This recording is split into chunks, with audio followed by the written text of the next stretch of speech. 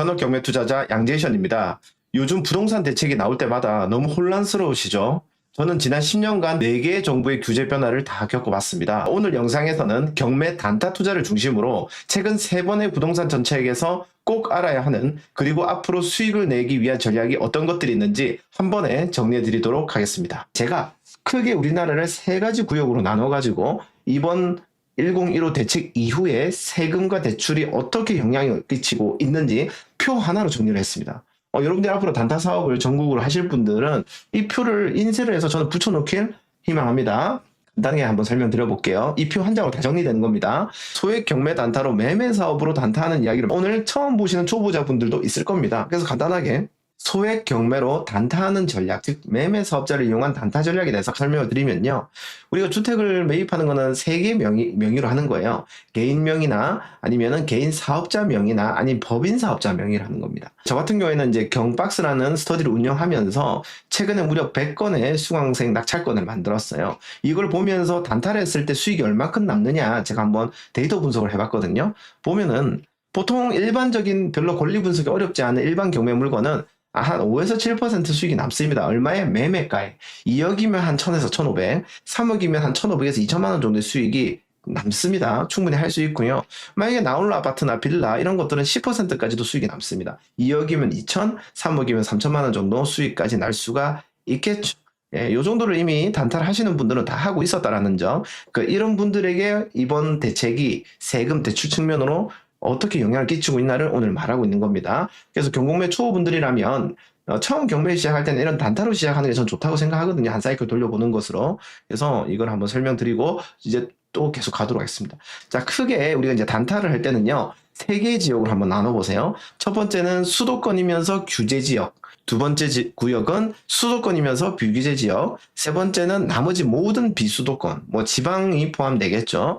자, 그렇다면 수도권 규제 지역에 대해서 깔끔하게 정리해 보도록 하겠습니다. 자, 취득세 어떻게 해야 된다고요? 수도권 규제 지역에 사면 두 번째 주택 하면 8%다. 지방교육세까지 8.4%를 내야 된다는 점이고요.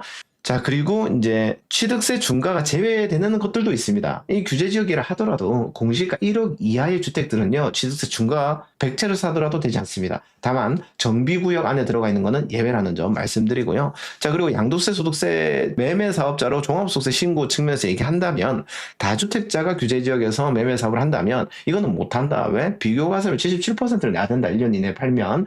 자, 그런데 무주택자가 매매 사업을 하면 또 종합소득세 신고를 가능할 수가 있겠다. 비교과세가 안 되니까요. 자, 요 포인트 잘 알아놔야 되고요. 다만 무주택자가 그 매매 사업자를 해도 되는데 요때 포인트가 있습니다. 자, 가계자금 대출도 사실은 큰 의미가 없을 수가 있는 게 LTV 40% 정도밖에 되지 않습니다. 그리고 이 가계자금 대출을 이용해서 단타를 하는 것도 물론 가능한 부분이 있지만 또 애매한 부분도 있기 때문에 또 이렇게 설명을 드리고요. 당연히 다주택자는 가계자금 대출이 되지가 않습니다. 그리고 매매사업자 대출도 되지 않습니다. 그리고 일반사업자 대출도 되지 않습니다. 자, 그렇기 때문에 무주택자로 매매사업자는 가능한데 규제지역에서 만약에 할 수 있다면 우리가 P2P 대출이나 이런 대법 대출을 받아서 할 수도 있겠지만 이것도 저는 이제 조금 비추하고요. 왜냐면 금리나 이런 비용들이 너무 높기 때문에. 아니면 전액 현금을 통해서 매입하고 파는 거. 그러니까 일반적으로 규제 지역 내 빌라들도 2, 3억 정도 하잖아요. 이런 거 좀 저렴하게 2억짜리를 1억 몇천 정도로 낙찰 받아가지고 전액 현금으로 팔아서 몇천 뛰게 하는 것도 이거는 가능하다라는 거예요. 규제 지역에서요. 자, 두 번째 구역은요. 수도권인데 비규제 지역을 말하는 겁니다. 자, 인천이나 고양, 부천, 안산, 군포, 구리, 남양주, 용인, 기흥구, 정인구, 안양, 만안구, 수원, 건성구, 광주, 오산, 화성, 시흥. 꽤 괜찮은 지역들이 많이 있는데 이 지역들은요. 지금 현재 비규제 지역입니다. 자, 그렇기 때문에 취득세는요. 2주택까지도 기본 세율이고요. 3주택부터 8%라고 생각하시면 되겠습니다. 자, 양도세, 종소세 측면으로 보면요. 아무 상관이 없습니다. 그냥 매매 사업으로 팔면 비교과세 없이 6에서 한 20, 30% 정도 내면서 여러분들이 종합소득세 신고를 하시면 되는데 문제는 대출이죠. 자, 가계자금 대출 다 막혔죠. 다주택자한테. 자, 그리고 매매 사업자 대출도 안 됩니다. 자, 유일하게 우리가 받을 수 있는 거는 일반 사업자 대출, 즉 전자상거래를 통한 대출인데요. 자, 무조건 된다라고 말씀 못 드립니다. 일부 해주는 곳을 찾아야 됩니다. 알겠죠? 그렇기 때문에 여러분들이 수도권 비규제 지역을 단타 친다 다 가능한데 이때 우리가 사업자 대출, 일반 사업자 대출이 될 수 있는지는 입찰하기 전에 미리 조금 알아봐야 된다. 이렇게 말씀을 드리고요. 나머지 세 번째 파트는 비수도권입니다. 서울, 인천, 경기를 제외한 모든 지역이 되겠고요. 자, 당연히 비규제 지역이기 때문에 2주택 매수할 때까지는 취득세 중과가 없다. 3주택부터 8%. 그리고 이 비수도권 너무 좋은 게 공시시가 2억 이하의 주택은요, 취득세 중과가 되지 않습니다. 그렇기 때문에 이미 다주택자인 분들은 네 번째, 다섯 번째, 여섯 번째를 공시가 2억 이하를 산다면요, 비수도권에 취득세 중과가 없습니다. 그래서 여러 채를 보유하면서 단타를 할 수도 있다는 점 말씀드리고요. 당연히 주택수 상관없이 매매사 없이 종합소득세 신고가 가능하고, 가계자금 대출 문제없이 나오고, 매매사업자 대출 문제없이 나오고, 일반 사업자 대출 문제없이 나옵니다. 그래서 내가 수도권의 무주택자도 아니고, 그리고 이게 수도권 비규제 지역도 언제 규제 지역이 될지 좀 모르겠다, 이러니 저러니 신경 쓰기 싫으면 비수도권의 단타를 하시면 됩니다. 아무 문제 없습니다. 비수도권의 단타 잘 됩니다, 여러분. 자, 그리고 나는 주택을 다 하기 싫어, 그리고 규제 지역 나는 서울에서 단타를 치고 싶어 하신다면 상업용 부동산을 하시면 됩니다. 지금 모든 규제들은요, 주거용 부동산에 달린 거예요. 상업용 부동산, 뭐 오피스텔이라든지 지식산업센터라든지 상가라든지 이런 상업용 부동산도 우리가 소액 단타 투자가 충분히 가능하고요. 충분히 90% 대출까지 받을 수 있거든요. 다만 지금 분위기는 이렇게 지식산업센터나 상가는 담보 비율을 조금 낮추는 상황입니다, 은행에서. 하지만 또 내년 돼서 어떻게 또 조금 풀어질 수도 있겠고요. 자, 이런 상업용 부동산은 무조건 취득세는 4.6%입니다. 예, 무조건 4.6%고, 대출도 사업자 대출로 문제없이 나오니까 하시면 됩니다. 물론 이 상업용 단타를 칠 때는 매매 사업도 가능하지만 사실 법인으로 했을 때 절세 효과가 더 크다라는 점도 말씀드리고요. 예, 그래서 이렇게 빨간색을 친 영역이 현재 단타가 가능하다, 이렇게 말씀을 드립니다. 자, 그러면 방금 현재 세금과 대출의 모든 사항을 정리를 했는데, 자, 결론적으로 그럼 어떤 걸 해야 돼요 해서 제가 5가지 투자 방향을 여러분들한테 한번 공개해 보도록 하겠습니다. 자, 이 표를 보면서 문제없이 대출을 받으면서 단타할 수 있는 5가지 카테고리.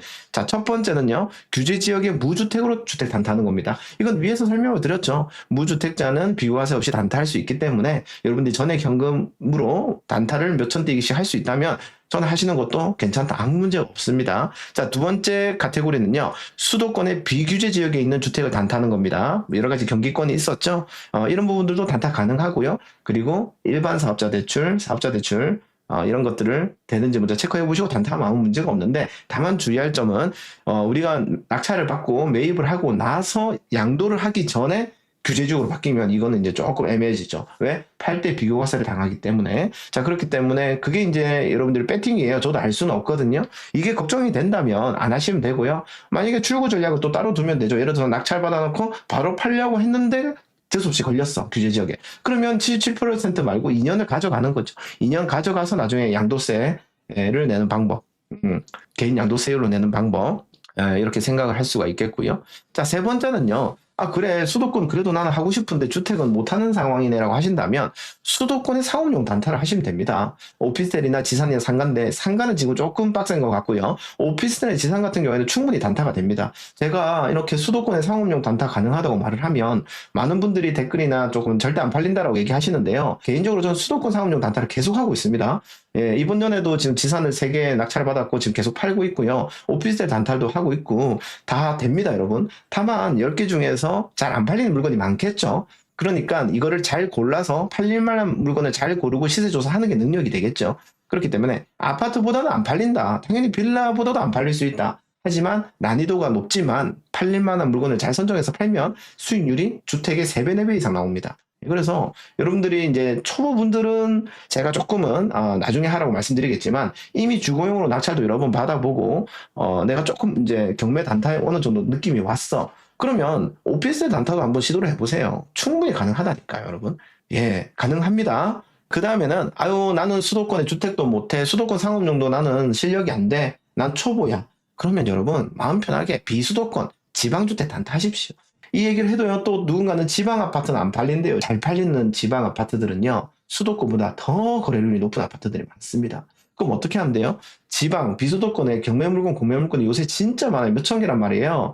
요 중에 어떻게 해요? 잘 팔리는 걸 골라서 하시면 돼요. 그럼 몇천 개 중에 잘 팔리는 게 많습니다. 다만 그걸 잘 찾아내는 게 중요하죠. 어떤 게 잘 팔리는 걸까요? 단순하게 생각하십시오. 거래가 잘 되는 아파트들을 골라내면 됩니다. 제가 필살기 알려드렸죠. 해당 평형수의 세대수 대비 1년 거래량이 4% 이상인 지방 아파트, 이건 무조건 팔린다라는 거예요. 이건 최근에 저희 수강생이 100건 이상 낙찰을 하면서 계속 팔고 있거든요. 그래서 제가 경험적으로 나온 기준입니다. 지방 아파트지만 1년 거래량이 세대수 대비 4% 이상. 근데 여러분 요새 수도권도 97 대책 때문에 많이 내려와서 하거든요. 특히 중천권이나 광역시들 이런 데도 좋은 아파트들은 엄청 비싸게 나가요. 자, 근데 제가 말하는 비수도권은 거기서 더 내려가가지고 약간 읍면리 정도의 느낌, 논도 있고 밭도 약간 있는 느낌의 그런 아파트를 하라는 거예요. 이런 걸 해야 낙찰 가능성이 생깁니다. 이 얘기하면 또 안 팔린다라고 하실 겁니다. 여러분 한번 실거래 사이트를 보십시오. 안 팔리는 물건도 있죠. 그런데 거래가 정말 잘 되는 물건들이 있습니다. 어떤 것들? IC와 그 다음에 산업단지가 많이 있고 그 다음에 그 중에서도 학교와 학원가들이 있는 그런 논밭에 있는 아파트들은 거래가 잘 됩니다. 한번 여러분들이 한번 조사를 해보십시오. 그런 물건들을 골라서 경매 단타를 하면 낙찰 가능성들도 높고 여러분들이 수익도 바로 낼 수 있습니다. 미래성 있는 물건이 단타에 맞는 게 아니에요. 반대로 미래성은 없는데 당장 거래가 잘 되는 게 낙찰도 잘 받으면서 미래성이 없으니까 많이 안 들어오니까 그리고 거래가 잘 되니까 바로 팔 수도 있는 거거든요. 요게 단타 공식이라고 보시면 되겠습니다. 예. 마지막으로는 난이도가 상입니다. 초보분들한테는 절대 추천하지 않습니다. 하지만 저는 이제 도전을 하고 있는 저는 이제 물건을 볼 때 비수도권 중에서도 상업용 단타를 계속 지금 노려보고 있거든요. 왜냐하면 비수도권이라고 전부 핫바지가 아니에요. 그 안에서도 사람들이 많이 모이고 목적이 있는 그런 입지들이 있고요. 거기에 있는 오피스텔이라든지 이런 상업용 부동산들도 팔리긴 합니다. 근데 이런 것들은 정말 싸게 낙찰을 받을 수 있고요. 분명 리스키하지만 팔았을 때 정말 큰 수익이 나올 수 있어요. 물론 이 부분은 저한테도 조금 어려운 부분이 있어요. 하지만은 이런 것도 할 수는 있다라고 카테고리에 넣어놨고요. 초보분들은 아직까지는 제가 비추하도록 하겠습니다. 저도 지금 이제 10년 차가 넘어가요. 부동산 투자가요. 계속해서 규제가 나옵니다. 근데 규제 한번 나와서 이렇게 상심하고 이제 어떻게 해야 되나 처음에는 그러실 수 있어요. 근데 막상 하다 보니 이 규제가 올려도 몇 달 뒤면은 다 방법이 있고 다 사람들이 또 평상시처럼 투자자들은 하고 있습니다. 다만 이때 경험이 많이 없으신 분들은 다 이 시장에서 나가고 다른 또 투자 상품으로 가게 되더라고요. 근데 이때 계속 이 경매 시장에 머물면서 방법을 찾고 그 다음에 계속해서 우리가 할 수 있는 영역으로 이동을 해 나간다면 그때 여러분들이 실력이 늘고 수익을 크게 가져갈 수 있는 겁니다. 자, 여러분 화면에 보십시오. 우리 호모 사피엔스 아니겠습니까? 20만 년 전에 아프리카에서 태동을 해가지고 기후 변화가 있으면서 계속 맞죠? 밥 먹고 살 곳을 찾아다니잖아요. 그러면서 지금 이 인류가 세상을 지배한 것처럼 우리도요, 이 규제라는 건 기후 변화라고 생각합시다. 어쩔 수 없이 기후가 변화하는 거고 우리가 변화시킬 수 없죠. 능동적으로. 그렇다면 여기에 맞게 돈이 있는 돈의 흐름을 보면서 우리가 수익을 내러 돌아다녀야 된다. 적극적으로 이렇게 말씀드리겠습니다. 자, 오늘은 여기까지 하겠습니다. 감사합니다. You can do it. Nice.